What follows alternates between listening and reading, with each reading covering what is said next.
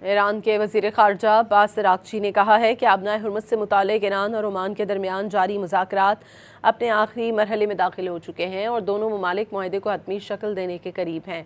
Tehran میں کابینہ کے اجلاس کے آغاز پر گفتگو کرتے ہوئے عباس اراغچی نے دعویٰ کیا کہ ایران اور عمان کے درمیان بات چیت مثبت سمت میں آگے بڑھ رہی ہے اور اس حوالے سے اہم پیش رفت ہوئی ہے۔ ایرانی وزارت خارجہ کے ترجمان اسماعیل بقائی نے مذاکرات کی تفصیلات بیان کرتے ہوئے کہا کہ زیر غور تجویز کے تحت نہ موجودہ شمالی راستہ اختیار کیا جائے گا اور نہ ہی جنوبی راستہ برقرار رہے گا، بلکہ دونوں ممالک کی باہمی مشاورت سے ایک نیا بحری راستہ طے کیا جائے گا۔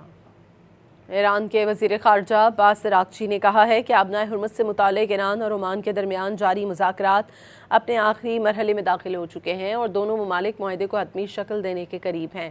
تہران میں کابینہ کے اجلاس کے آغاز پر گفتگو کرتے ہوئے عباس اراغچی نے دعویٰ کیا کہ ایران اور عمان کے درمیان بات چیت مثبت سمت میں آگے بڑھ رہی ہے اور اس حوالے سے اہم پیش رفت ہوئی ہے۔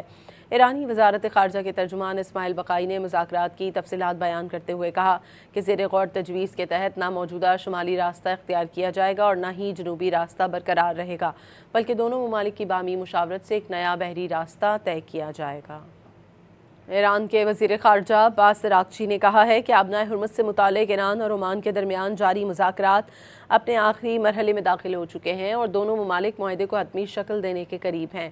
تہران میں کابینہ کے اجلاس کے آغاز پر گفتگو کرتے ہوئے عباس اراغچی نے دعویٰ کیا کہ ایران اور عمان کے درمیان بات چیت مثبت سمت میں آگے بڑھ رہی ہے اور اس حوالے سے اہم پیش رفت ہوئی ہے۔ ایرانی وزارت خارجہ کے ترجمان اسماعیل بقائی نے مذاکرات کی تفصیلات بیان کرتے ہوئے کہا کہ زیر غور تجویز کے تحت نہ موجودہ شمالی راستہ اختیار کیا جائے گا اور نہ ہی جنوبی راستہ برقرار رہے گا، بلکہ دونوں ممالک کی باہمی مشاورت سے ایک نیا بحری راستہ طے کیا جائے گا۔